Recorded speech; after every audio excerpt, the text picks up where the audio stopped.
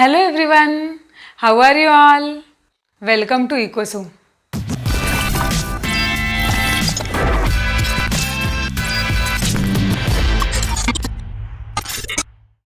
Last lecture में हम लोग ने स्टडी किया था प्रोडक्शन फंक्शन।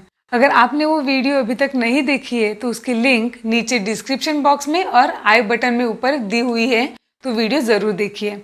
अब हम लोग उसका नेक्स्ट पार्ट देखने वाले जो है आइसोक्वांट। आइसोक्वांट जिसे इक्वल प्रोडक्ट कर्व भी कहा जाता है। इसके अलावा आइसोक्वांट के बहुत सारे अल्टरनेटिव नाम हैं जिसके बेस पे आपको एग्जाम में क्वेश्चंस आ सकते हैं।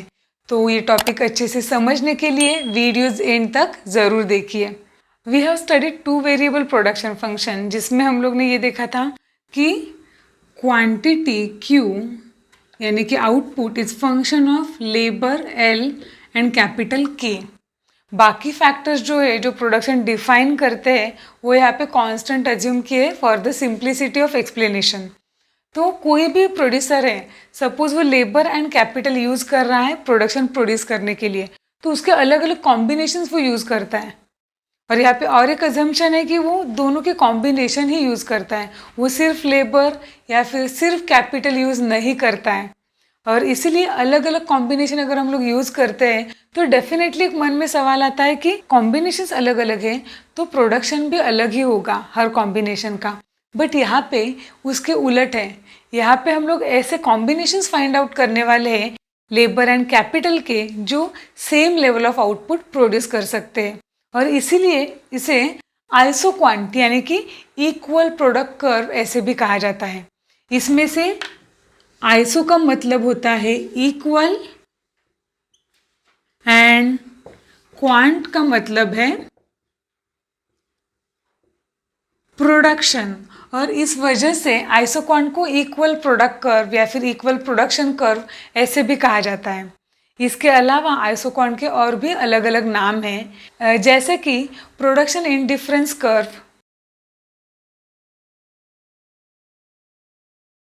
Then constant product curve, then equal product curve। Exam में इसमें से कोई भी वर्ड यूज किया जाएगा आपको क्वेश्चंस के लिए, सबका मतलब एक ही है, सारे पॉइंट्स इस कर्व के same level of output show करते हैं। नेक्स्ट हम लोग देखते हैं definition of isoquant given by Cohen and सायर्ट।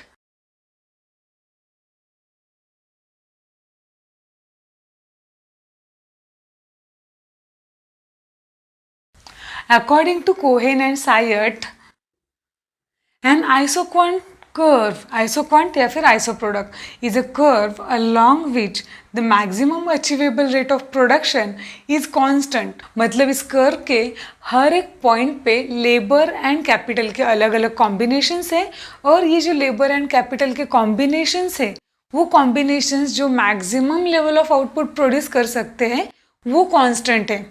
मतलब जैसे कि 9 लेबर है एंड 5 कैपिटल है तो आउटपुट है 100। अगर हम लोग ने लेबर कम किए एंड कैपिटल इंक्रीज किया फिर भी आउटपुट कांस्टेंट रहेगा, सेम रहेगा, इसीलिए आइसो प्रोडक्ट कर्व। इसके अलावा एक कॉमन डेफिनेशन है, वो समझने के लिए ज़्यादा इजी है। And isoquant shows different combinations of two factors of production labour and capital which gives producers the same level of output per unit of time। मतलब ये टाइम से रिलेटेड है। लेबर एंड कैपिटल के कितने भी combinations हो उनको दिया हुआ टाइम सेम है एंड गिवन टाइम में वो combinations same level of output produce करते हैं। कैसे होता है हम लोग अभी एग्जाम्पल के साथ देखते हैं। We have given total 4 combinations, combination A, B, C and D।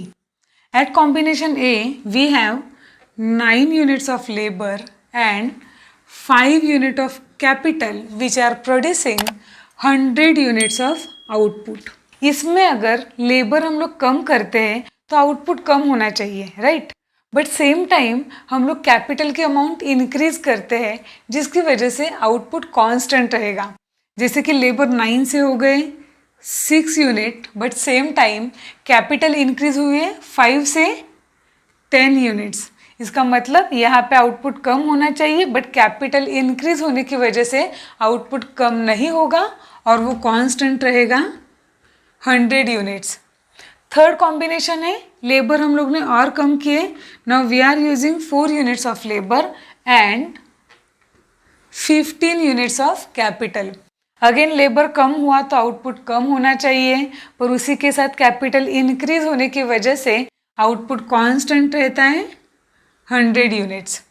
Fourth combination, labour की अमाउंट फिर से कम हुई 3, कैपिटल अमाउंट इंक्रीज हुई, सेम वे लेबर कम हुआ पर कैपिटल इंक्रीज होने की वजह से आउटपुट कांस्टेंट रहेगा 100 एंड इसीलिए इसे आइसो प्रोडक्ट कहते हैं। जैसे कि हम लोग के पास लेबर एंड कैपिटल के A, B, C, D ऐसे 4 कॉम्बिनेशंस है और चारों कॉम्बिनेशंस पे जो टोटल आउटपुट प्रोड्यूस होता है वो सेम है, यानी कि प्रोडक्ट इक्वल है। अब हम लोग डायग्राम देखते हैं। In this diagram on X axis we show units of labour and on Y axis we show amount of capital.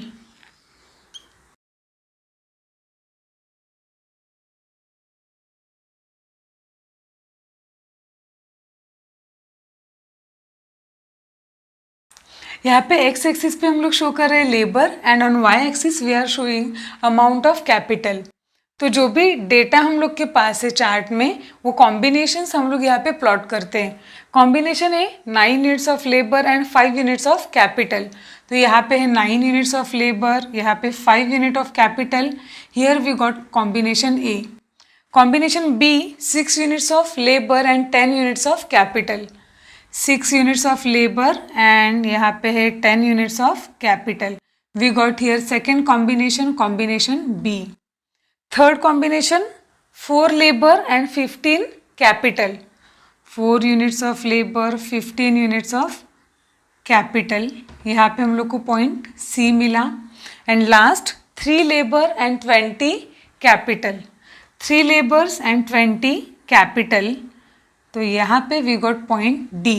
And when we join this all 4 points by one single line we will get isoquant.